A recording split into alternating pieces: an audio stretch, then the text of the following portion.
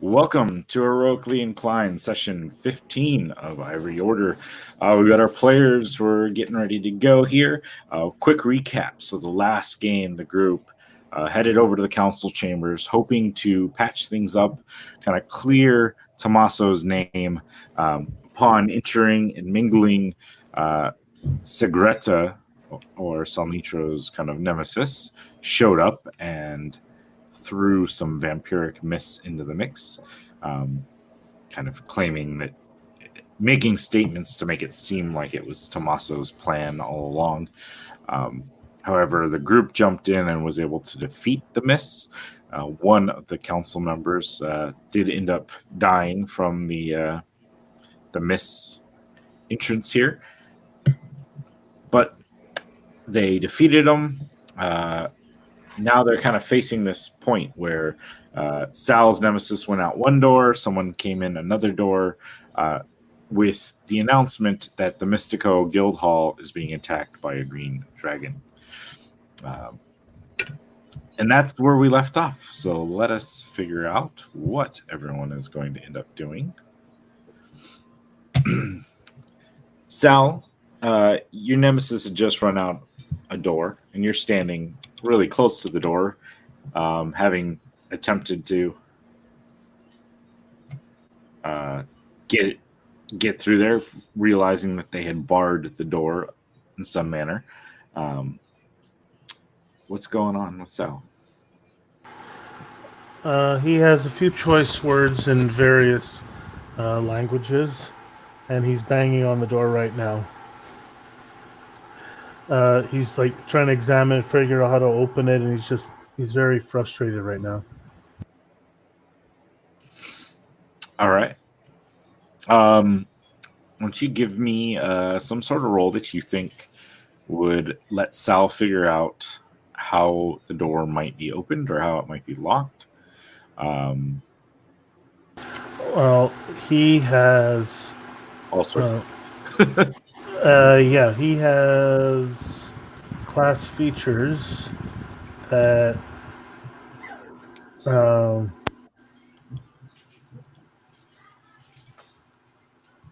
where is it? It's been a while since I've looked at this. I have double proficiency.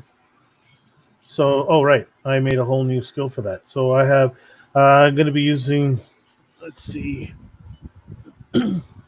probably going to use one of his tools, I guess, figure out how the door is constructed, and he's trying to actually, he doesn't care that he's probably not authorized to remove the store, but he's trying to remove it now. 25. Okay. So Sal realizes that the door is barred from the other side. It is a very solid door constructed like into the frameworks of the wall. Basically, like there's metal hinges that are not really hinges, but a metal bar that's running from the roof area and into the door, and the door kind of pivots on this bar, and there's one from the floor up into the door. So it is very solidly constructed, and currently there's something blocking the passageway over there. What is everyone else up to at the moment? Minus the one who's not here yet.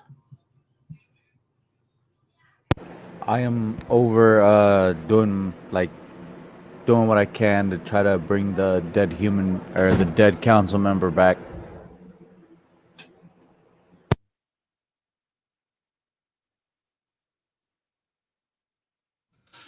All right. Parzival had head over to the dead council member. However, has been basically like all the blood has been sucked out and is lying as like this husk of a former person. Your healing skills are not to the point that would be able to bring this creature back from the dead. Flit, The room is kind of in chaos right now. There's people running around looking. There's a mage that had come in and announced the green dragon had attacked. There's council members who have stopped and are starting to question this individual to find out more information, while others are, fleeing the area. Some are pointing fingers towards Tommaso, blaming him for this, as Sigretta had kind of mentioned. Others are jumping in his defense, noticing that the group he came with stopped, for the most part, the affliction of these vampiric mists. What is Flit doing? So as I'm writing down my information, the man and the woman that I've been sitting with the whole time, are they still there? Yeah, that's an interesting question. Let me see. Just going to roll some dice and figure out what they're doing. Wow, rolled the same number for both. So we're going to say that they are there, but they are they had dropped to the ground during the fight, kind of hid underneath the table, and are currently just starting to peek out and kind of assess further the situation of what is going on here. Okay. So after I finish writing down all my information about, crossbow for hire, excellent shot, blah, blah, blah, I'm badass. I peeked down under there. Hi! It's okay now. Everything's dead. So, like I was saying before, if you need somebody to shoot for you or get hired or, do the dirty work or whatever you want to do, here's my information. And I hand them the napkins that I wrote everything down on. And do they take it? Yeah, I mean they're still kind of in shock, so they reach out timidly, each one, and take these napkins. They've made it to a council level, so they're at least opportunistic, if nothing else. Okay. So whether they are going to act on it anytime soon, we'll see. And as soon as they take it, I'm like, look at them, smile at them. Okay, bye-bye now. And then jump up and skip on over to the rest of the group. All right. Is there anything Zero is working on or debating or thinking? I'm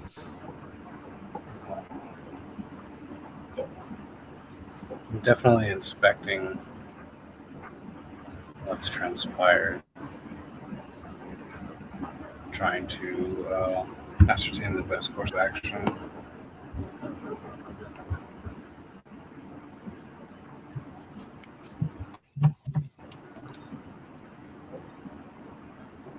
Given our last objective, what was the last thing that we were going for? I mean, we were ambushed here, right? Yeah, so there's kind of a mixture of things that are going on. The main thing I think you guys set out to do here was to try to clear Tommaso and the Artificer Guild, kind of discredit Sigretta and her faction of it. And then she attacked. And then she attacked and kind of making the claims that Tommaso had planned this. However, these vampiric mists seem to attack you guys just as much as others.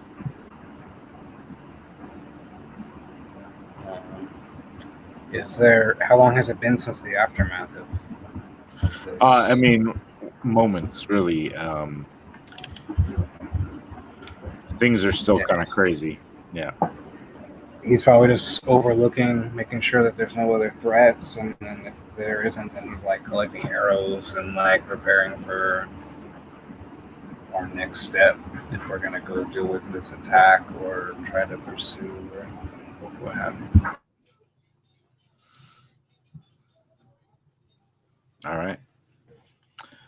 Sal being up at the door, kind of ascertaining that at least to get through this, in this direction, you'll have to take another portal of some sort.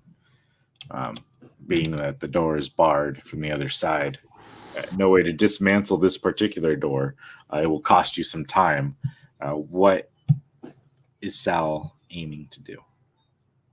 So the messenger came in and is...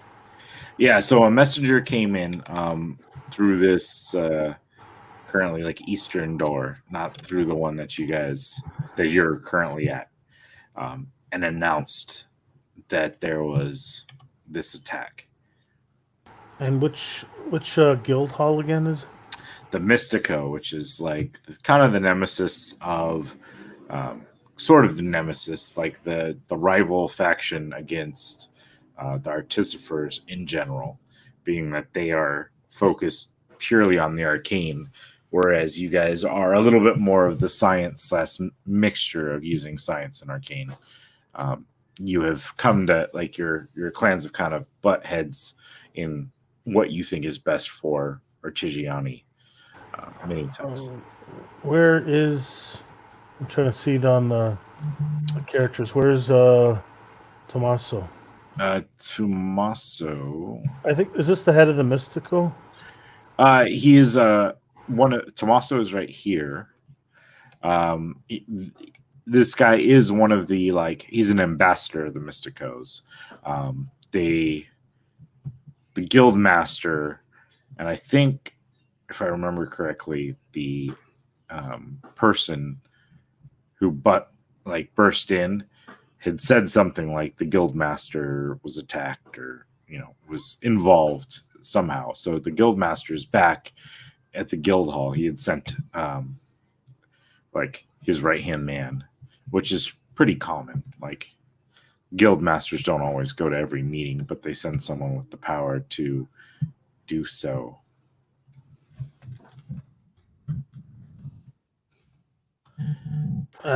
This is tough because I'm here to keep Tommaso safe. So I go over to Tommaso and so let me double check. So here, this is Flit over here. No, Flit's over here. Oh, that's Parzival. Yeah. And is this Zero? Yeah, that's the new Zero placeholder. At least I felt it was more representative of Zero without a disguise. Right. So I call the three of them over. Okay. So Sal's rallying the troops. I'll skip over. Yes. All right. So I heard something about a green dragon. Are we gonna go see a green dragon? I don't know. She got away, and Tommaso's life is still be in danger. But it is a green dragon. I don't know what. I'm not thinking clearly. So, are we gonna go hide him again? Because if we need to go hide him again, I know where we can go. Well, it's up to him. What if he wants to? Tommaso, what do you want to? Are you okay being hidden again, or you're going to join us? I guess we have to take care of this dragon. I don't know. If the city forces, the Mysticals can take care of them.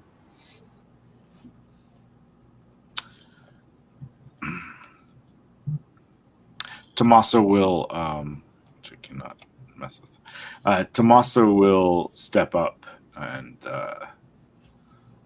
kind of glance around. He's like, I think I can take my chances now with the council. There's enough of them, I think, that we'll see reason that I was not involved in this attack. If you feel you must go and deal with this dragon, then I'd say do that.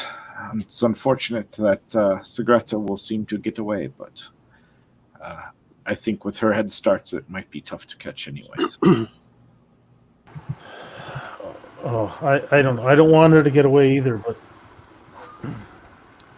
Are we going after her then? she's probably too far away. Without knowing where she went, I can't go after her this way. We'd have to pick up her trail somewhere else. But And plus, I believe the dragon is of more importance at this moment. Before we have more deaths on our hands. Dragon. but she's just as she tried to kill all the council members here. So That's I'm in complete agreement with you, but we don't know where this beast is. But we know that there's for sure a dragon outside. what do I know? The Mystico's ambassador's or second in command's name? Sure, what is it? You're asking me. Might as well. Oh boy. You're the one that would know it. Flit begins jumping up and down, just repeating over and over and over again, dragon.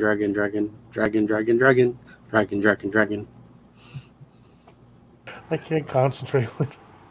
Right?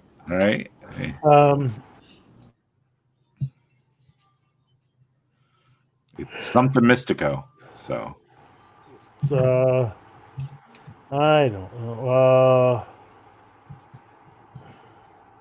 Ithar. Ithar. Okay.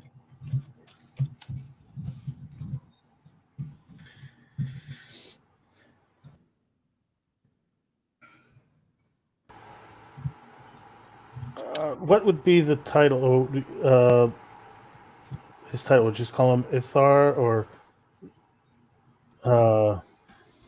sub guild leader, sub leader. Yeah, I mean, I don't know if you necessarily use titles for like sub guild leader or anything like that. You would, you could call him by his name. You could call him by, like mage, Mage Ithar or whatever you wanted to. Oh yeah, I guess as a title, not a rank. Okay. Mhm. Mage Ithar, do you have a moment?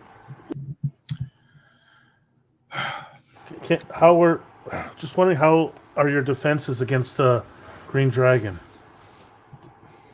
Our defenses against a green dragon. That's what he said, right? The messenger, or just the dragon? Yes, the messenger. He did say a green dragon. I don't know. You mean how the guild hall is set for this? Do you need help? Is what I'm asking. I suppose so. It depends on how the guild master handled things, if she was able to handle things. Because my pressing concern is going after her, and I point to the door. They are just as dangerous. But if the dragon is a more pressing concern, my associates and I will help take care of it. I mean, of course, I can't see the dragon's presence not being of some sort of pressing concern. Well, I recommend all of you get into hiding, because once she realizes that she didn't, those vampiric cloud things didn't finish the job, she might be back. As you say that, I begin, guards! Hello there. You might want to do your jobs now. We're going to go fight a dragon.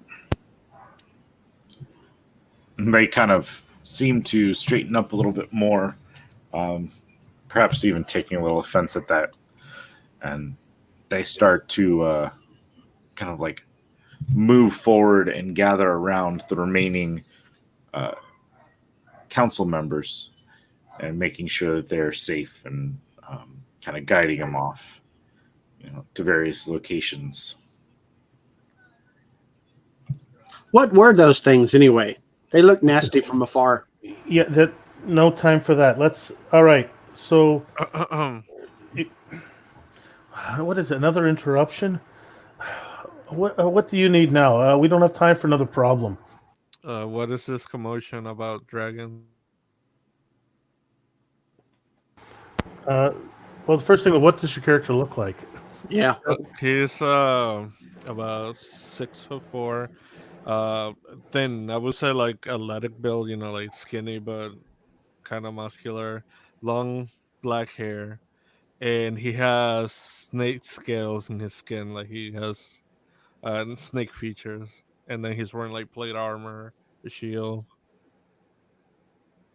Immediately, Flit runs up to him and looks up at him. Are you a dragon? You look awesome. Oh my god. What's your name? Hi, I'm Flit. And she sticks out her hand. He would look at you. He would be like, "Please get off of me." And then he would say, "Gentlemen, Hey Sal, I found and someone lady, better than you. who of you is the leader here?" Okay, well, us few here, we're I'm gonna start standing behind him now and imitating him. I point out the four of us. I said, well, we're independents. The rest of them is the council. So, Well, I came into the room after I heard all the commotion, and if you guys are gonna fight a dragon, are you in need of help? what kind of? So you're wearing plate armor. What kind of weapon do you have? Visible? Longsword. Do you have? It's visible. Yeah, Okay. longsword and a shield, pretty much. Oh, good. We could use a shield to put in front of you, Zero. I do expect to get paid for helping, of course. Well, you take it up with the Mysticos later. Right now, All right, and he probably has a cape, and he would snap it back to try to hit her with it, because you can probably feel the wind behind him. Oh, she dodges the crap out of that. okay. You know what? It's fine. Your name? What's your name? My name's Alcy. Alcy. I'm Sal. The one behind you is Flit. This is Parsival, and this is Zero. And we're going and I turn to Tommaso and I say, okay, well, we're gonna have to get you out of here. Flit, where can we drop her off? We'll get to our ship. It's fine. It's fine. Go. You can go ahead. I'll be fine. Well, if she comes back, I don't know. Okay, we'll be quick.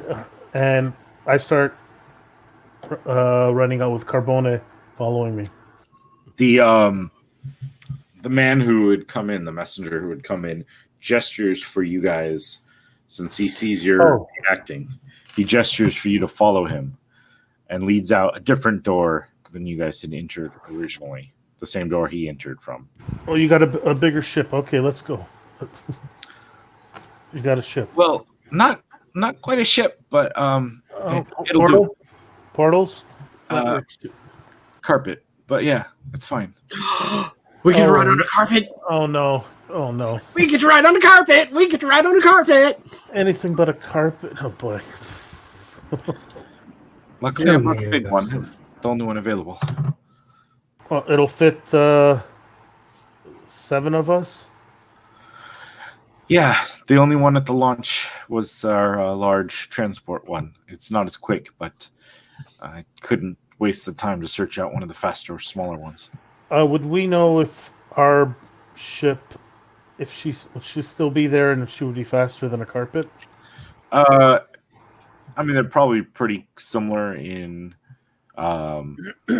speed. Now, whether she stayed after she had gotten attacked by the Calendrone and everything before, and like almost dying twice, that's up to you for a gamble.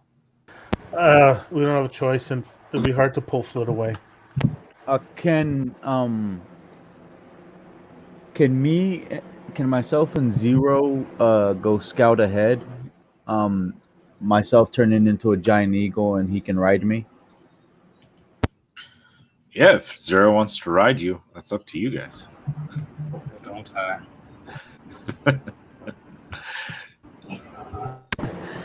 All right. Once we get outside, I wild shape into a giant eagle and nod my head in a way that to let Zero know he can hop on.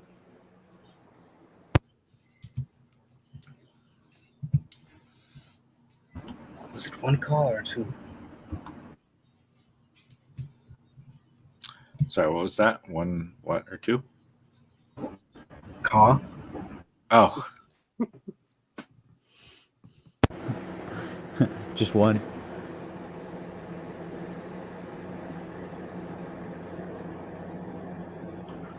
He'd like fashion some of his rope around you, around his waist, and then straddle his feet into it. And that way he would have some sort of way to hold on.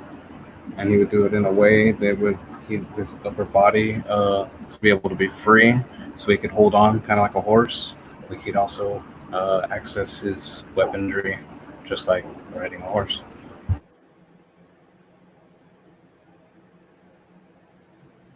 whoops, wrong button.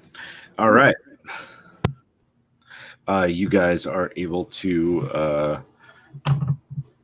take off and fly ahead as the rest climb aboard this carpet. Probably glad that there's two less souls taking up the space, that even though it's a large carpet, it is not, there wouldn't have been a lot of room. So, on the carpet ride over, not only Flit is singing, "Gonna kill a dragon on the flying carpet, gonna kill a dragon on the flying carpet," she decides to walk around the carpet. And you know this, Elsie. You see her literally walk off, or she looks over the edge and goes, "That's neat," and then it looks like she falls off the carpet. Sal doesn't flinch at all. He's probably not even paying attention. He probably got to open his mouth, but then he would just shake his head like, I don't know. And about a minute or two later, she appears on the other side of the carpet. So, Parzival and Zero would obviously notice first. They're both the two most perceptive characters in the group. Well, I don't know about Elsie's perception score yet, but the other two are fairly perceptive. So as you're flying out, and especially Parzival, then this form is exceptionally adept at it. You can spot this tower in the distance, and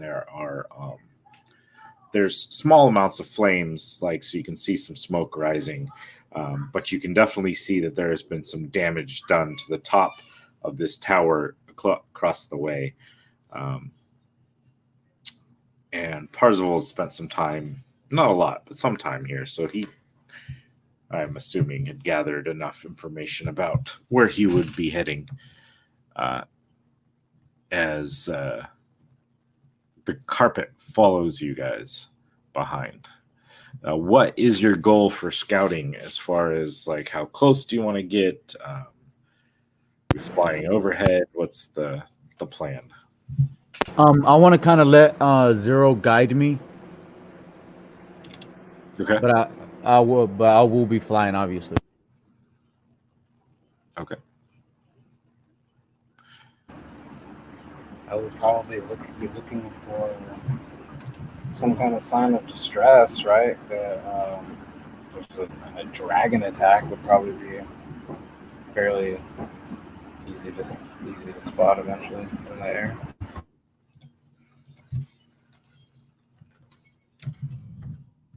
Yeah, like I said, like, you guys see this building and you see that there is damage done to the structure of the building. So you're definitely able to spot something amiss. I try to fly high. I stay high enough where we can maybe so the dragon maybe doesn't fly up behind us or anything like that. But I want to try to see if we can spot the dragon. Okay. It takes a little while. It is a little bit across the city, not too crazy, but definitely not. Definitely not like a quick, 2-minute flight or whatever. It takes you guys about 10 minutes or so to kind of make your way through city. And then you kind of see there's this tower that's built up. And then on the top of it, it kind of looks like a castle, like crenellation set up, which you can definitely notice some damage to it. If you fly high enough, you will spot a large, massive green figure, like obviously reptile-like figure, just like smashing in this rooftop and like reaching in this rooftop as you kind of approach. How far away? I mean, it depends on the altitude you guys decide to take and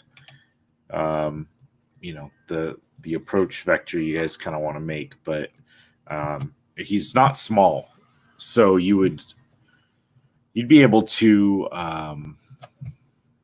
just trying to think. I mean, depends on your eyesight, but I'd say you're both pretty good. So, I mean, 400-500 yards if you guys want, or feet if you guys want, or whatever, depending on the approach you wanted.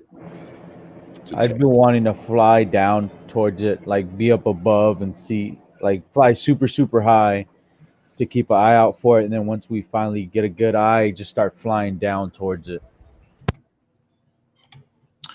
All right. Let's see.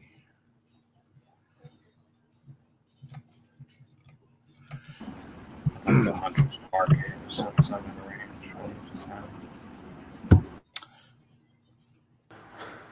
How I asked the messenger, how big is this dragon? You can identify how old it is. It doesn't look like a little one, that's for sure. I mean, I'm not an expert in the draconic, but I would say adult, probably. He's massive. He's huge. Or she, I really don't know. I didn't stay long enough to figure that out. The headmaster, she was meeting with someone, and then all of a sudden there was a crazy sound, massive sound, and all of a sudden they were out. Seemed to be broken free. This creature, I don't know where it came from. We never saw it. None of our guards saw it come. Question. Mm-hmm. In Navigator's tools, would there be a spyglass? Oh, Navigator's tools. Which one was that? Xanathar's, I think, has stuff that the different tools have. Just give me a second. Let me see if I can. As sextant, compass, caliper, ruler, parchment ink, quill. I don't think it has. Okay. Yeah, I was going to say, I I don't was curious. think many things come with spyglasses. It's too expensive. What are the odds of me having one? I could pay for it, or no? I don't necessarily see Sal having cared too much whether he can see something at a distance. Well, I added it to the top of my musket. If I can see it, I might be able to shoot it. Well, I have range 120 with that, so. Yeah.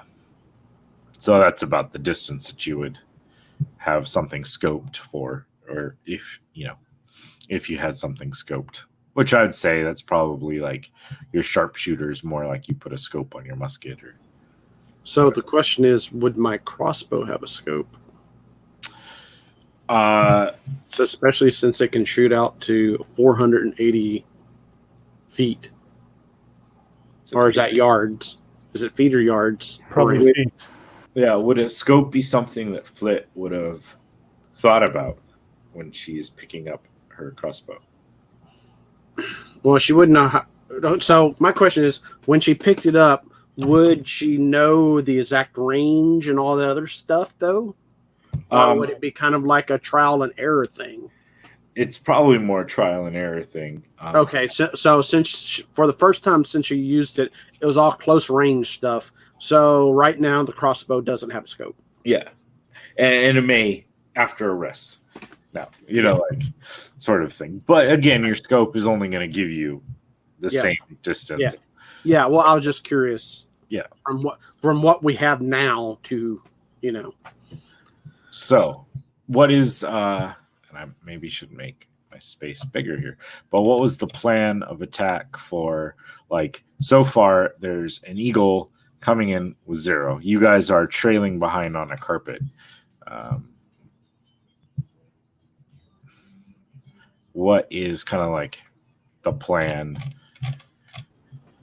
now? Granted, you guys are not able to kind of communicate necessarily unless you have some way to communicate amongst the various, from one side to the other. I can make those later.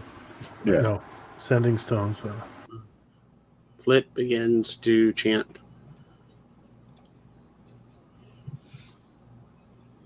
And eventually the chanting turns into, "Are we there yet? Are we there yet? Are we there yet?" Can I give her a intimidating look to see? I would circle Parzival's equal form, kind of maybe even slowly starting to descend as we maybe even corkscrewing slowly as they approach.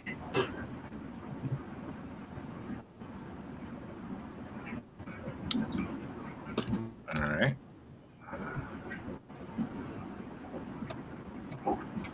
What did you give Flit, Jose? Oh, I wanted to see if I could give you an intimidating stare to see if I can get you to be quiet. Peer into your soul.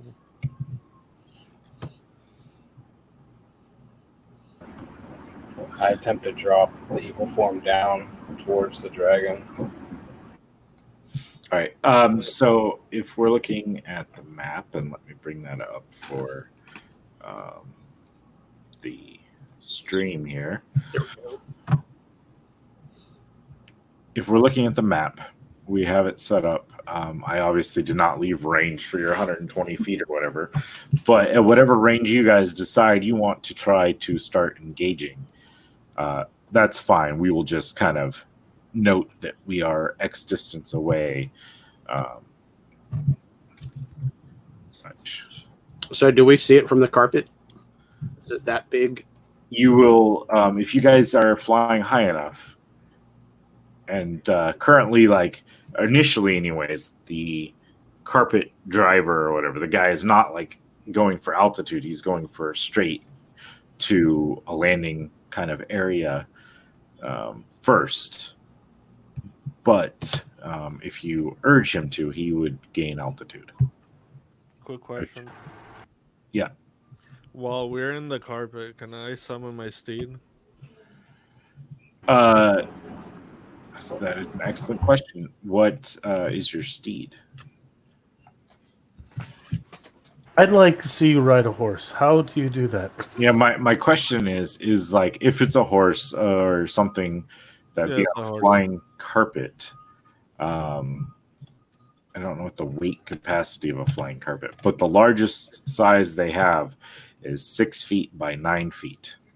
I think a horse would easily take that up. So you could summon it.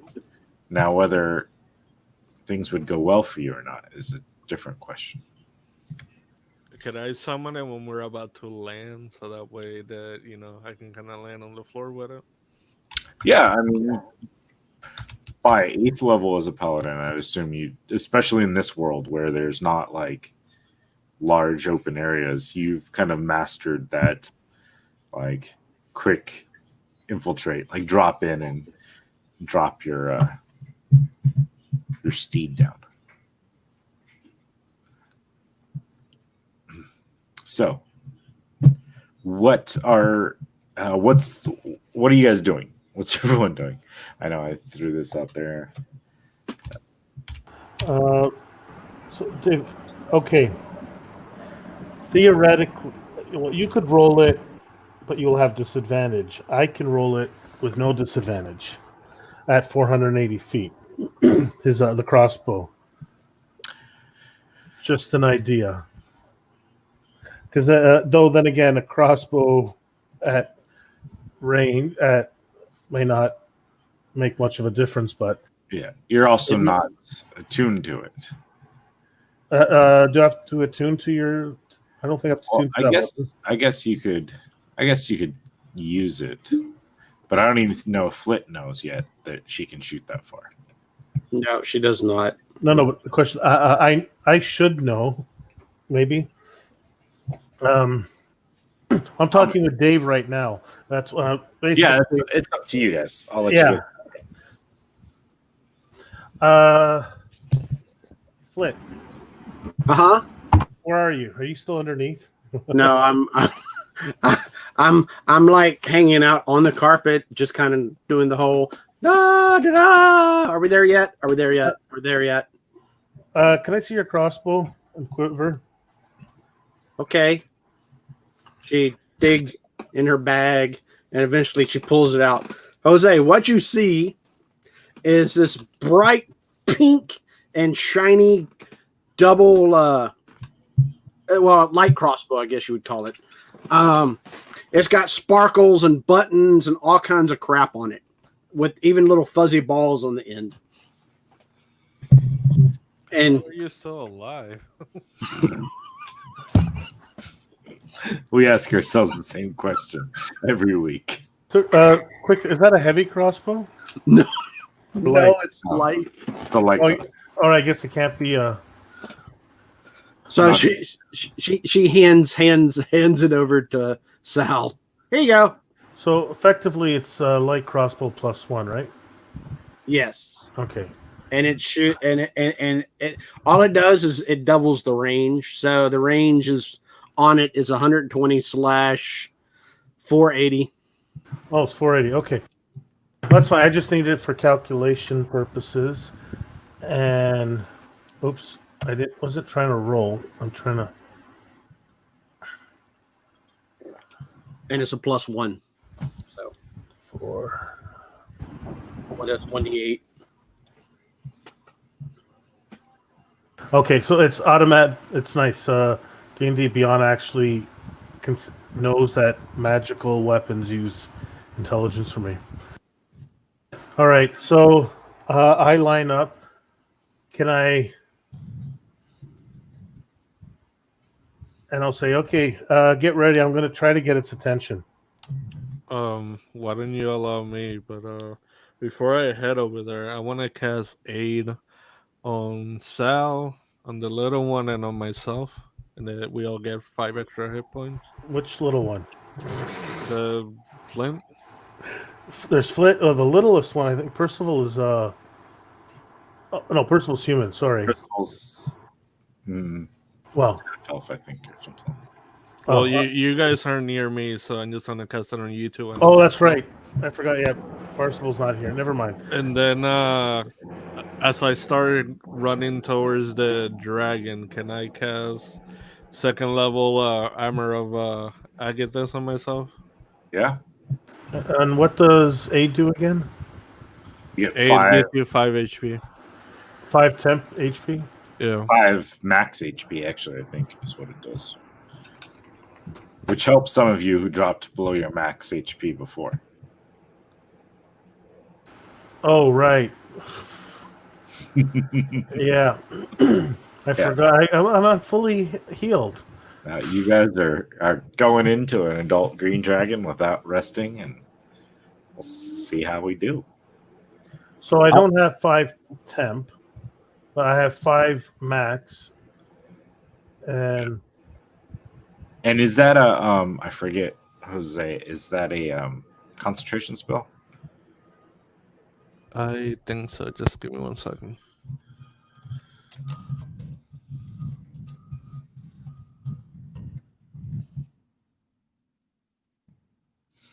Woohoo. It says duration 8 hours. Okay. Yeah. As long as it doesn't say concentration 8 hours, then they don't have to. And I believe that's one of the cool things about that spell is that yes, it's 5 hit points, but now it's 5 against the whole party. So really, I mean, you just buffed up 25 extra hit points to the party, and you don't have to worry about it. Oh, Chad can't hear Jose. Jose, start talking. now. Oh, you can. I know. Okay. All right. Thank you. Because my normal hit points is okay. My current, finally, I'm over 40. All right. So why don't we do this just to get a good turn order sequence going, since you're going to start shooting. Let's roll initiative and give me those numbers.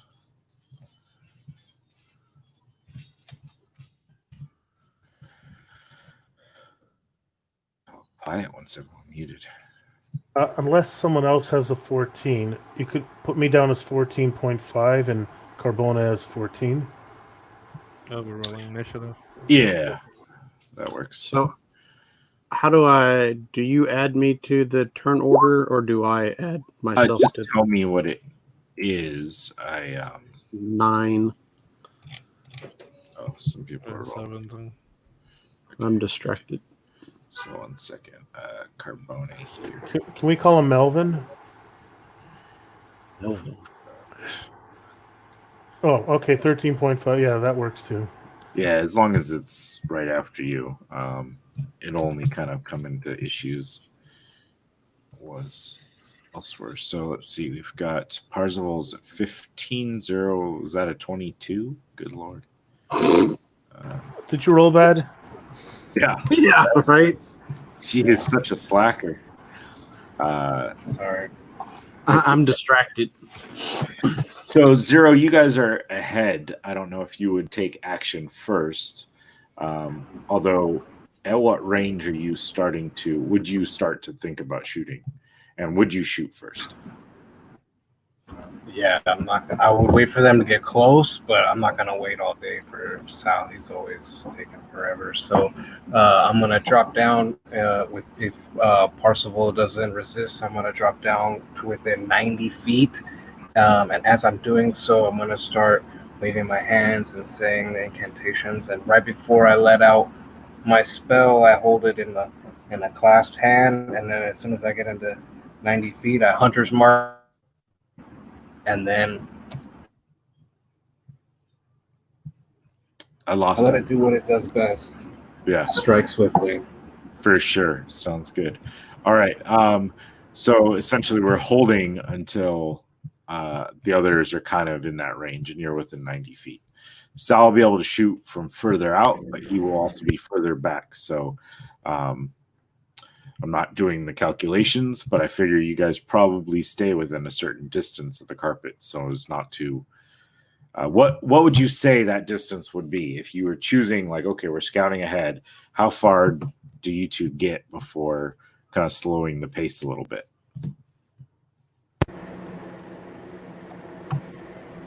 I don't know. What do you think is a safe distance, Zero?